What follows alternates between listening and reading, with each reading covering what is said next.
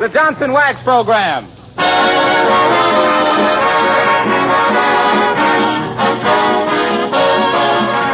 The makers of Johnson's Wax, Johnson's Self-Polishing Blow Coat, present Fibber McGee and Molly, written by Don Quinn, with music by the King's Men and Billy Mills Orchestra. The show opens with Why?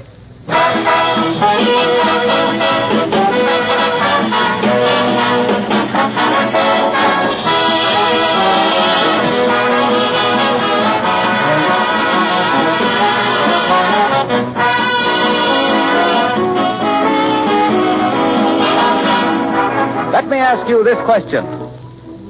If you're having guests for Thanksgiving, what two things should you do now so you'll be ready to entertain them? Well, of course, one is to order a tender young turkey with all the fixings. That's just about essential. But there's something else that's important, too, especially if you want your friends to carry away a flattering impression of your home. See that your tabletops, sideboard, and chairs, and, of course, your floors, are gleaming with a rich protective coat of genuine Johnson's wax. Your silver and fine china will look their very best on a wax-polished surface. And what's more, the tough film of Johnson's Wax will protect the finish. It is this double duty, beauty and protection, that makes Johnson's Wax indispensable to the careful housekeeper. Floors take on new beauty with every waxing, and they're the easiest of all floors to maintain. And besides floors, there are more than 100 extra uses for genuine Johnson's Wax. And by the way, you can buy this famous wax in either the familiar paste or liquid form, or in the new cream wax, especially formulated for furniture and woodwork. Buy some tomorrow.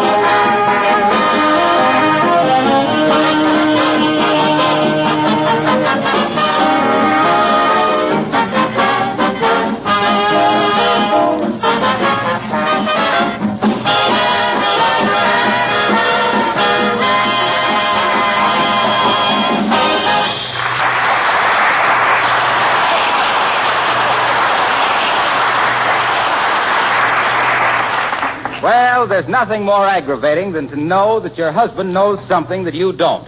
No? And here at 79 Wistful Vista, one with a secret and one with a consuming curiosity, we find Fibber McGee and Molly.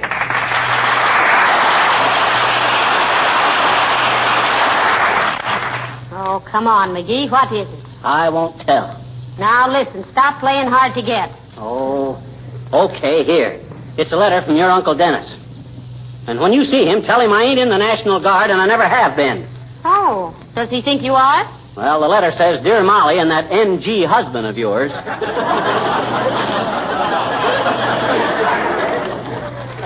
Say, McGee, why didn't you give me this before? Huh? Uncle Dennis wants us to take the train today and visit him for a few days over Thanksgiving. I know. I didn't want to go. Well, why not? Well, in the first place, I haven't got any use for your Uncle Dennis. In the second place, he hasn't got any use for me. In the third place, we hate each other. Well, I like him because he was always so nice to us kids when we were little. Oh, well. He was always sending us down to the corner on an errand and letting us keep the change. Yeah. I wonder who's running his errands now. And if he's still using that same little tin bucket. Well, you can go if you want to, but I won't. Oh, yes, you will. Now pack a bag and see what time the train leaves. Go on now, hurry. Ah, what's the rush? My bag's all packed. It is? Yeah. I thought you said you weren't going. Just a routine protest. Yeah.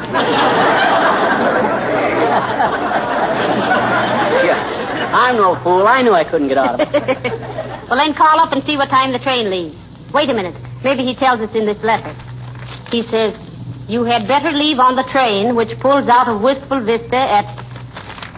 Where's the next page of this letter, dearie? There's only 2 pages. Well, you only gave me one. I did? Well, shucks, I don't know what I did with the other page. I don't know. I didn't finish reading that letter myself. Oh, McGee, you're so careless. Oh. Look around for it. Okay. Whilst I run upstairs and pack my bag. Well, it's around. But be sure now... Ah, there, McGee. Hello, Mrs. McGee. Hello, Mr. Gildersleeve. Hi, Gildy. What you want? If you're through with my suitcase, I'd like to borrow it for a few days. I'm taking a little trip. Oh. Well, so are we. And McGee's got his things all packed in your suitcase. Well, you'll have to unpack it, McGee. I've got to have that suitcase. You got a lot of nerve, Gildersleeve. Barging in here and upsetting our plans like this.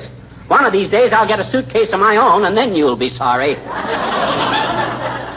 I won't be sorry. I'll be delighted. I'll be ecstatic. Well, really.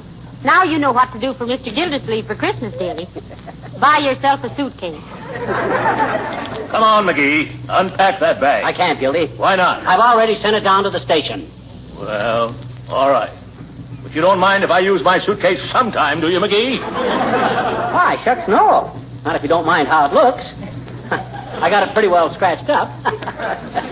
Where'd you say you was going, Gildersleeve? I'm going to a college reunion.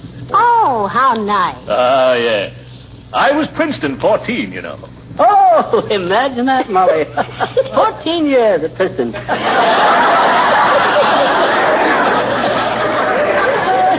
No wonder you love the old place, Gildersleeve. Don't be like that, McGee. I mean, I graduated in 1914. I was valedictorian. Well, now, that's nothing to be ashamed of. Lots of nice boys work their way through college. Did you get a degree, Mr. Gildersleeve? Oh, yes. I specialized in English Lit. Yeah, so did Uncle Dennis. You ought to hear his English lit.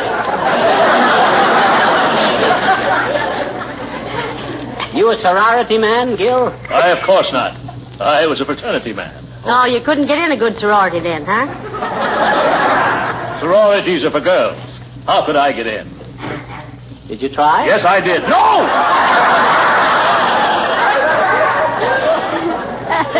Of course I didn't.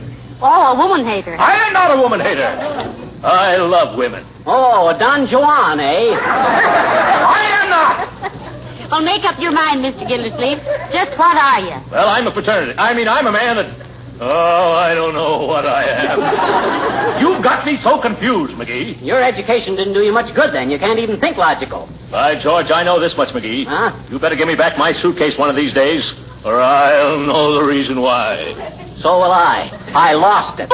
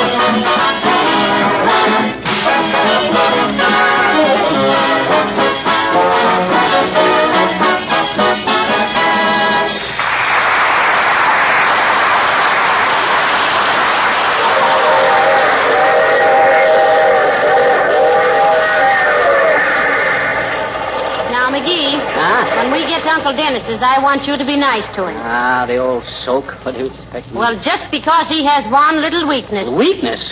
You mean strength? That jughead can carry a bigger load than anybody I ever saw. Why, we... Tickets, please. Oh, hello, Johnny. Hello, daughter. Well, for goodness sakes. Hello, Mr. Oldtimer. You the conductor on this steam shovel? You bet, Johnny. That's me. Him there punching every minute. There you are. You kids going somewhere? Well, now, what would be your impression? No, we're not going anyplace, old-timer. We just wanted to go through a few tunnels and see how the other half of the world loves.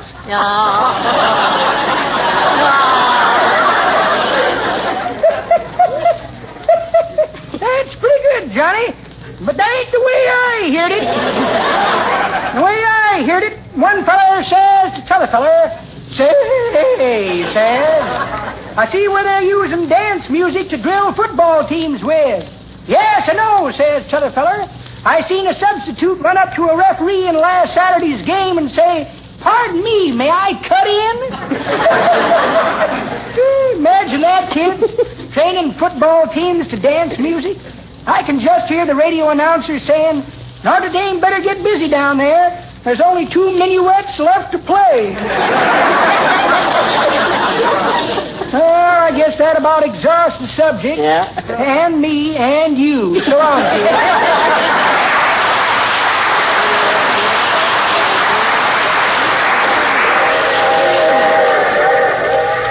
Boy, I hate these long train rides, especially to see that old gutter inspector. Who? Your Uncle Dennis. I don't know. Now, look here, McGee. Oh, yeah. You've been saying unkind things about Uncle Dennis all day long. You know what they say about your family. What you mean? They say there were so many black sheep in your family that on Saturday night they didn't bathe them. Huh? They dipped them. Now, that's what I call a dirty allegation. And if I ever meet the alligator that started it... And then the farmer's daughter said, why, I'm the baby.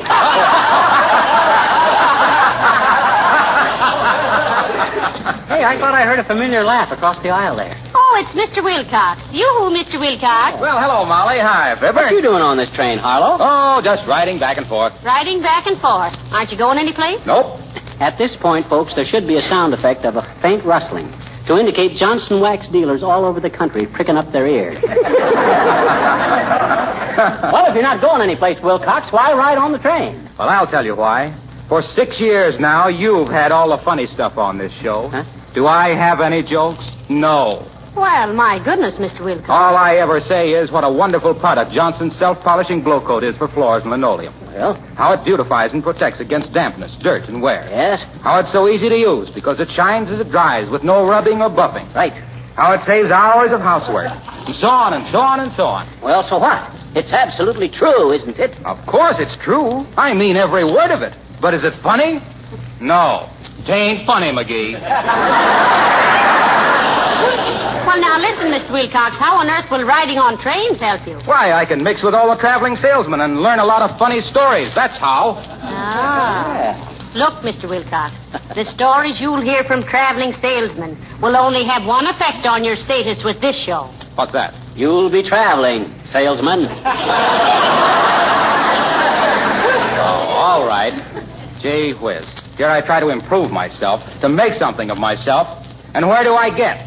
Off at the next station. So long, folks.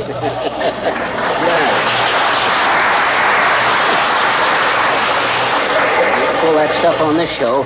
This is a family show. This is sure a healthy country we're going through, Molly. Yes. We just passed the grave of a real old man. The stone says he was 121. Really? What was his name? Miles from Chicago.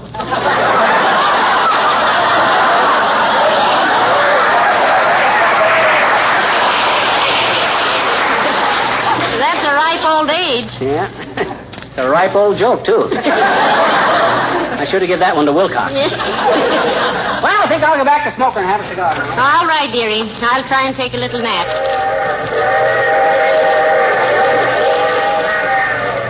Oh, how do you do, Mrs. McGee? Why, hello, Mrs. Uppington. Won't you sit down?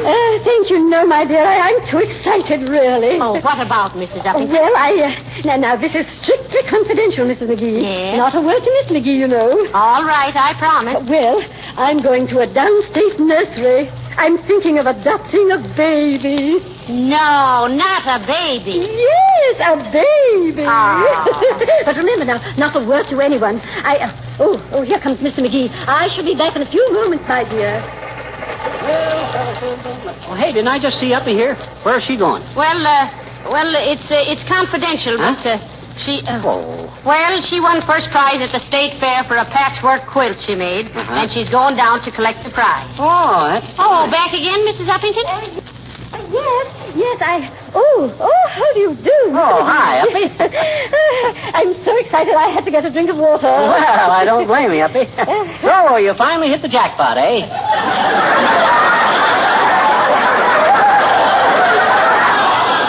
Well, you deserve it, Uppy. And you got a beautiful home to keep it in, too. Now, Mrs. McGee, I thought you promised me you wouldn't tell. I didn't tell Mrs. Uppington. He doesn't know what he's talking about. Why all the secrecy? Shucks, I've seen hundreds of them. Shucks, my mother had 12. Heavenly. Well, My goodness, Mr. McGee, does she have... I mean, are they all at home? Oh, I suppose so. They've been laying around the house there for years. Chuck's mama was always saving up little three-cornered pieces of cloth for him.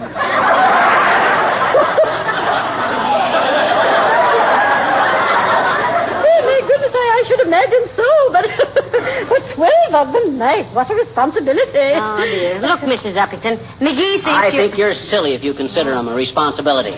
Well, shucks, all you got to do is send them out to the wet wash once in a while. And just shove them in the closet till company comes. Shove them in a closet? Sure. There's no trouble. There's only one thing about it, Uppy. It's going to break your heart when you see them getting old and moth-eaten. And lumpy in the middle.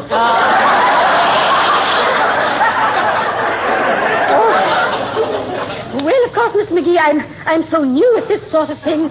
I can only say that I hope as the years go by that it will look more and more like me. You do, eh? You're a hot sketch, Uppy. And I'm sure it will, if only around the edges. I can hardly wait to see it, but I suppose you'll have it hanging out the window one of these days for an airing. Why, Mr. McGee, what a cruel, heartless, callous sort of man. Huh? Well, I'm certainly glad that you're not his father. Goodbye.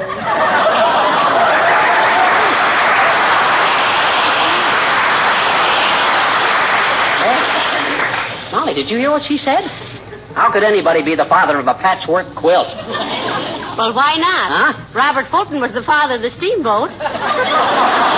Hello there, my dear, and a happy Thanksgiving to you, my grim little my little pilgrim. Hello, Mr. Boomer.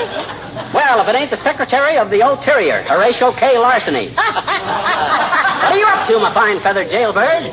Those are harsh words, Poison Pan, and I'm cut to the quick. Fortunately, I have a very slow quig. But to answer your subtle interrogation, I am endeavoring, without much success, to get a small aggregation of travelers together for a game of cards. Would you care to sit in, ragweed?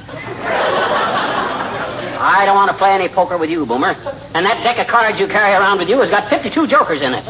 Say not so, say not so. It's true. I have here a deck of cards with a government seal still intact. Now, where I put that deck of cards? Deck of cards, deck of cards. I had them here a moment ago. Here's a letter from my father. Poor old Dad, having trouble with his hearing. Oh. I told him that lawyer was no good. Here's an article about my friend, Fu Yong, who's running for mayor of Chinatown. Unfortunate fellow. Every time he gets up to make a speech, they egg Fu Yong. Here's a photograph of all my classmates in Sing Sing, with their ankles chained together. We used to call it the Union Leg Club. Very amusing. Now, what's this? A small bore revolver. Did you ever kill a small bore? There's a handful of chestnuts. Or should I say another handful? A deck of cards with a government seal still intact.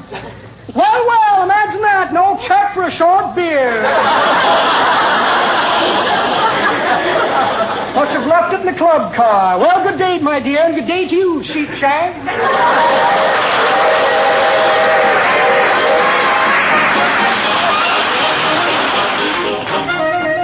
The King's Men sing Easy Go Slim from the Paramount picture The Roundup.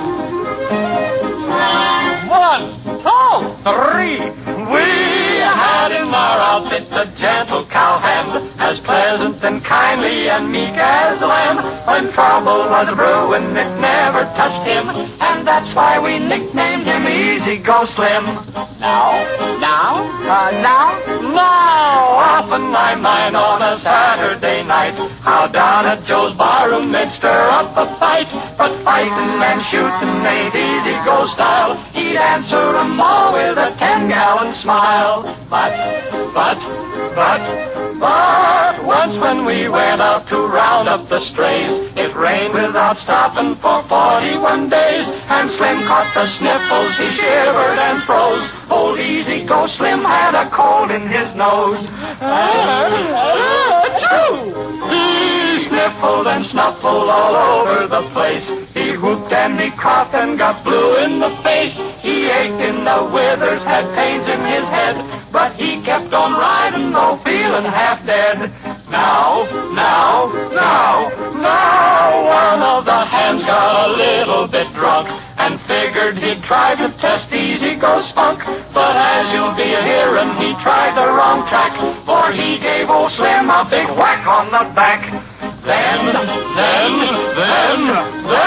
bang went a 6-gun and down the drunk fell in even less time than it takes me to tell. And there on the trail he was laying out dead, all salted and peppered with Easy Go's lead. Well,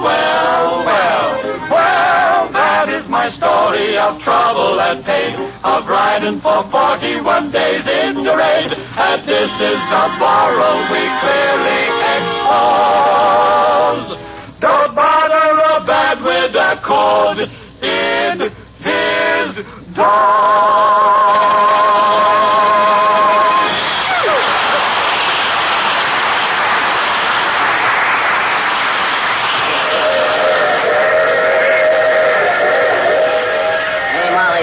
Asleep? No. I was just sitting here with my eyes closed, thinking how nice it'll be to see Uncle Dennis again. I wish I could share your joy. But if that old barfly says... McGee, stop it. You've spent the whole day insulting Uncle Dennis. Well... He never says anything bad about you. No. But I never saw anybody that could put such a nasty significance into a hiccup. And if he keeps doing that... Hey, mister, get your feet out of the aisle. Oh, hello there, little girl. I'm sorry. By the way, you enjoying your trip? Oh, yeah. I like to take a long train trip once in a while and get away from it all. Oh, you do, eh? Sure. Anyway, I got a book with me to read. Oh, what's the book? Aesop's Fables. Oh. Gee, there's some awful dumb stories in it, too. Such as which, sis? Well, the fox and the tomatoes, for instance. You mean the fox and the gray apes? No, I made a tomato so the fox could reach him easier. He was awful hungry, you know. Well, that's a very humanitarian thought, sis. And I think that with proper consideration for the factors involved, you'll detect a very sound psychological basis for the plot. Well, gee, I can't do that again. You like the story, sis? No, I don't understand it. Why did the fox want the grapes in the first place? Why, he wanted to eat them. Foxes don't eat grapes, I bet you. Oh, yes, they do. Oh, no, they don't. Oh, yes, they do. Oh, no, they don't. Oh, well, how do you know? You ever have a fox? No, but we got grapes, and the foxes don't eat them either. Maybe there aren't any foxes around where you live. Well, I bet you if I was a fox and I like grapes, I'd go where there were grapes, and that's where I live, I bet you. Well, sis, your logic is incontestable. Gee, does it show? Huh?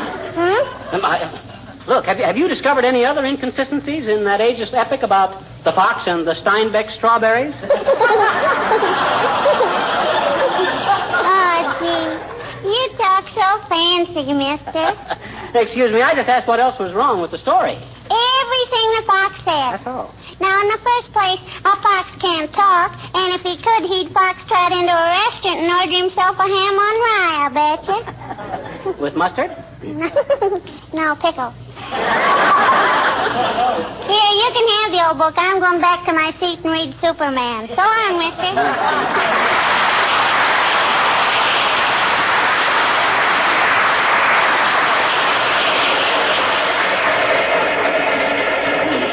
Hey, Molly, we're slowing down. We must be coming in. Oh, fine. Get the suitcases down, dearie. I hope Uncle Dennis is waiting at the station for us. Here we are. Taxi here, anywhere in the city. Taxi, mister? Oh, thanks, Bud. Where do we catch a streetcar, Molly? We don't have to. He lives right next door to the station. Huh? He's an old railroad man, you know. Oh, that must be why he's always wetting his whistle. Oh, my. Oh, I hope Uncle Dennis will have plum pudding for dinner. Well, I hope he don't. Last time he served that, it was 2 plums and a dish of rice custard. Somebody swept off their porch.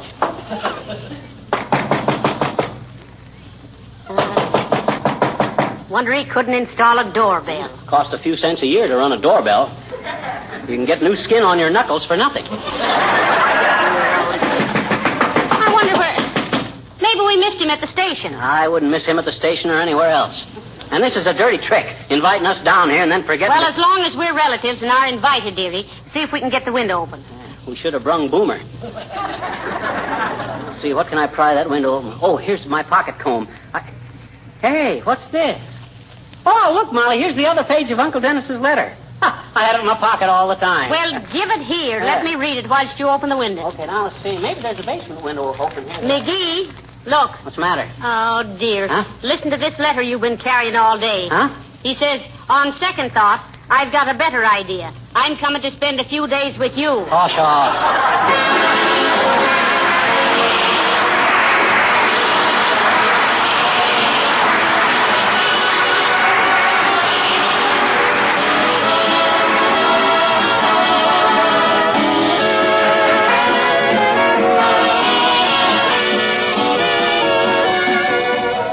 Fibber and Molly will be back in just a moment.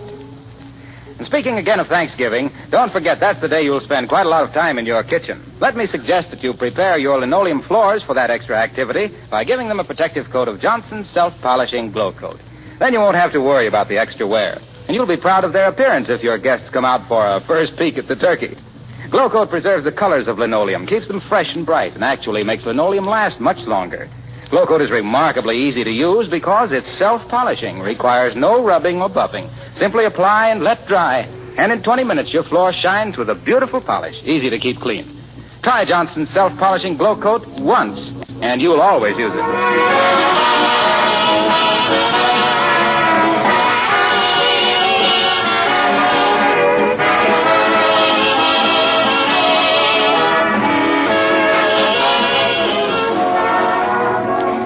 Ladies and gentlemen, the American Red Cross is holding its annual roll call this month, and all of us should join. That's right. The Red Cross needs your help now so that in national emergencies, it can help your needs. Good night. Good night, all.